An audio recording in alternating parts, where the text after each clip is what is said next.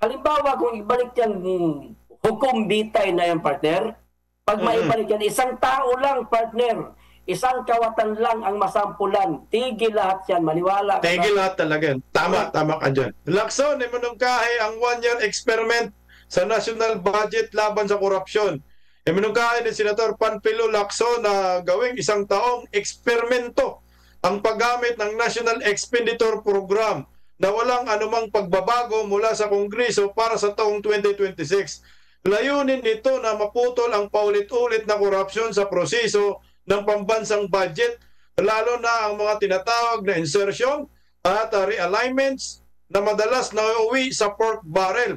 Ngayon kay Lacson, kapag ginagamit ang original na National Expenditure Program na inahanda ng Department of Budget and Management, masisiguro na masusing pinag-aralan ang mga proyekto at magiging malinaw kung ang kapalpakan ay nasa ehekutibo. Mungkahi rin niya na parehong Senado at Kamara ang magpatibay ng National Expenditure na walang galaw at sa halip ay tutukan na lang ang mga mahigpit na pagbabantay sa implementasyon.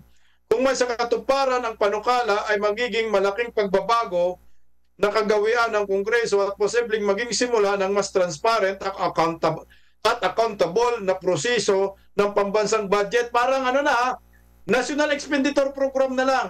Wala nang Kongreso, wala nang Senado. Partner ba dong? Alam nyo, partner, yung Kongreso kasi, HOR tsaka Senado, ang trabaho talaga nila sa kanila dapat yung pagbabudget, no? Kaya lang naman tayo pumapalag ngayon dahil sa matinding korupsyon. Pero maganda po yan, check and balance yan eh. Kasi kung ang administrasyon na po ang etong budget na gusto namin, aaprobahan nyo na lang, wala na kayong tanong-tanong, mas pangit yun, partner, sa kalaunan. 'Di ba? Kasi kaya may Kongreso, bubusisiin, eto bang mga hinihingi nito nararapat. Ang nangyari lang, partner, para iwas corruption yun eh. Yun yung purpose mo, kaya nyo binubusisi para maiwasan ng corruption. Baliktad nga lang yung nangyari. Imbis na maiwasan ng korupsyon, sila yung nagdagdag ng mga... Kaya dapat tanggalin, hindi yung proseso ng hinahain niya sa Congress. Kung hindi, yung mga congressman at mga senador, ang dapat baguhin yung style nila. Correct. Partner. Partner KPL. Tama, mga partner. Kahit na anong gawin lang... palipat-lipat kung sino man ang karapat-dapat na humawak na o gumawa nito mga budget, partner, kung hindi ho nawawala, mga partner, itong mga kurap, mga magnanakaw, ay walang mangyayari. Tuloy-tuloy pa rin yan, partner. Importante talaga, partner, isang batas na katatakutan itong mga kawatan. Itong gustong-gusto mo, partner Bistak, itong balik-bitay.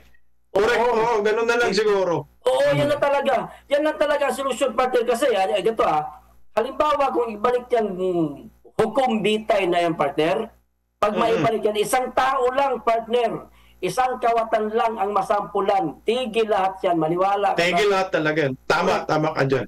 Yan lang ako, partner. Partner BMR?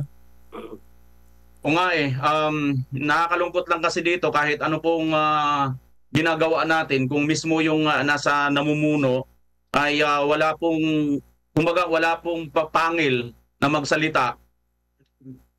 Kasi siya na mismong nakakita dapat doon pa lang mismo mayroon na siya kaagad action sa kanyang mabilis na pagdidirektiba kaagad. Ops, teka. Ang una talagang ginawa dito sana ni Pangulong Marcos, sinibak niya lahat at dito muna kayo, huwag kayong aalis. Lahat ng mga asset ninyo, press. Ganun muna sana para makita ng taong bayan. Tapos kayo na mga congressman, senador, kung sino man ang nababanggit dito, isolated din kayo, lahat kayo, wala muna sa inyong aalis. Dapat lahat kayo managot, magkakaroon. Siya na mismo ang pangunahan niya na kaagad. Hindi yung, kasi minsan sinasabi, di ba? Yung mga congressman, mag-iimbestiga daw sila. Ano mangyayari diyan? Sila din yung mga kasamahan din nila yan. Ano yun? Para ipakita lang nila, para may pakita lang nila sa tao na gumagawa sila ng kanilang tungkulin.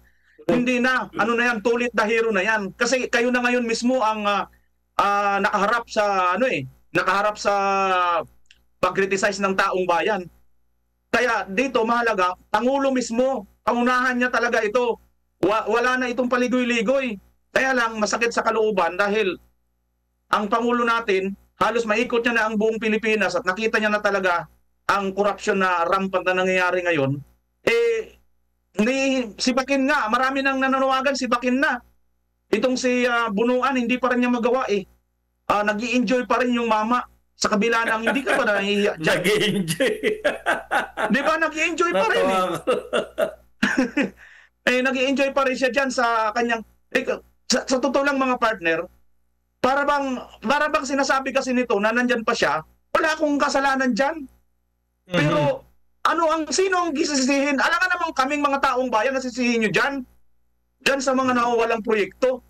So, kung hindi kikilos ang ating Pangulo, kasi okay na, yung nagagawa ng mga senador, ng mga mayor ngayon na nagsasalita, yung ibang mga congressman na naguhugas kamay, okay yan. Pero importante talaga dito sa ating sa ating Pangulo, siya talaga ang dapat mamuno dito dahil kung hindi niya ito papayagan, doon pa lang makikita niya naman katulad ng ginawa ni Senator Soto nung araw. 'Di ba? Naalala niyo mga partner, may nakita sila na may sobra-sobra doon, 75 billion ata 'yon.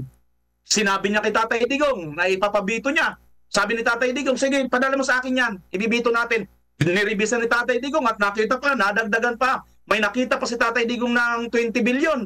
Ang ginawa ngayon, 90 billion, 95 billion ang binito. Kung mayroon sanang ganito si BBM na pag-iisip, di sana wala tayong ganitong malaking problemang hinaharap ngayon mga partner. Kasi mga partner, mga partner, ganito no? Sa administrasyong Duterte, walang ganitong nangyayari. Kasi, na-check niya mismo yung budget. Siya, kumbaga on hand, tawag dito, hands-on niya yung trabaho, partner Maliban sa meron siyang inilagay na mga sekretary, kung sino-sino man yan, binubusisi niya mismo kung totoo ba na merong gumaganang proyektong ganito. Hindi, ito yung pinagkaiba, partner, ni Pangulong Marcos at ni Pangulong Duterte. Kasi si Pangulong Marcos, partner, inaasa niya masyado doon sa mga kalihim at sa kung sino-sino ang maaaring humawak nitong mga anumang proyekto. Pero hindi niya alam, partner, inaahas na siya, naiisahan na siya, nananakawan na siya. Pero ang Pangulong Duterte, maya't maya, sinisilip niya. Yung pagkakaiba yun ang kaibahan at higit sa lahat, talagang may pangil, partner, ang administrasyong Duterte. Ang ngayon, hindi pangil, partner Walang ngipin, bungal, partner. Parang ganito yung partner nagets ko rin yung sinabi ni partner Vimar. 'Di ba National Expenditure Program. Ang gusto kasi ni Lacson hanggang National Expenditure Program lang. So wala nang General Appropriation Bill. Wala nang first reading, wala nang second reading. At wala nang BICAM. At wala nang small committee. So diretso National Expenditure Program at magiging General Appropriation Act na, magiging batas, pipirma ng Pangulo. So yan maliwanag, walang check and balance. Ito yung mas pinadali pa nila. Oo, pinadali yung pangungurakot nila. So ngayon,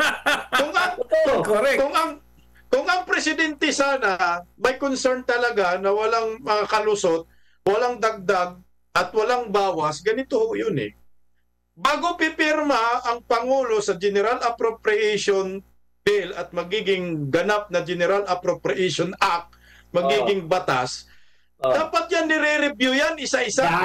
Diba? Isa-isa, from National Expenditure Program to General Appropriation Bill, permado ng bicameral committee at mga small committee, titingnan ni BBM kung anong nabago sa NEP.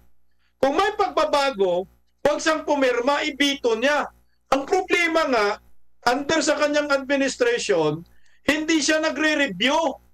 Ang ginawa niya, pumipirma lang siya ng pumipirma.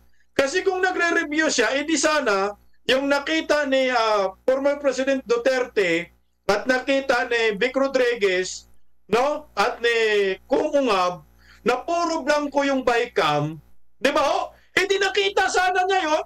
Hindi Correct. sana siya pumirma. Di ba? Tama. Hindi siya na pumirma. Tika lang, bakit ako pipirma ng pipirmahan ko yung General Appropriation Bill na wala namang, na yung yung bycam report ay puro blanco. Anong pagbabasihan ko? So ibibito ko to. Hindi siya ginaganon. Pirma lang siya ng pirma. Sinasabi nila na nagbabasa daw kahit hindi naman nagbabasa. Kaya nagkalit-silitsi ang pundo ng bayan, dumami ang insertion na ginagawa ng Kongreso at Senado. Kasi kung nagre-review siya, doon pa lang makikita na niya. Putan, laki naman ng insertion na ito. Bakit ganito? Kung sinasabi ni Toby Chanco, mantakin mo, yung 2 bilyon na punto para sa flood control, nagiging 20 billion. Ang insertion, 18 billion. Yung 1 billion sa National Expenditure Program, ginawang 20 billion. Ang insertion, 19 billion. Kung nagbabasa si Bongbong dyan, walang gano'n na insertion na mangyayari kasi siya yung pipirma Yung huling pirma para magiging ganap na batas ang panukalang budget nasyonal taon-taon ay sa presidente. Pag ikaw presidente, dapat basahin mo muna, tingnan mo kung may insertion bago ka pumirma. So ang ibig sabihin nito, ang punot dulo nito, ang may problema ay ang presidente. Wala na iba. Dagdagan ko, partner, yung nagpunta siya sa Cannon Road. Imbis na maparusahan di ba tayo pag may nakitang kapalpakan, parusahan natin yung gumawa niyan, ipakulong nyo yan, ganun, tanggalin sa pwesto. Narinig ko, dodoblehin pa. Aayusin natin. Partner, tignan mo palpak na nga. Tapos sasabihin, teka, pag pinondohan namin to, magiging doble na kasi palpak Imbis na maparusahan, natuwa pa tuloy yung mga, di ba partner? Kung ikaw ang contractor, dodoble yung pa-budget. Pucha, palpak. uli. Palpak na nga tayo. Madodoble pa budget. Gawin uli natin, palpakin uli natin, baka maka-quadruple na budget. Partner, patawag dyan mga partner. Adding insult to the injury.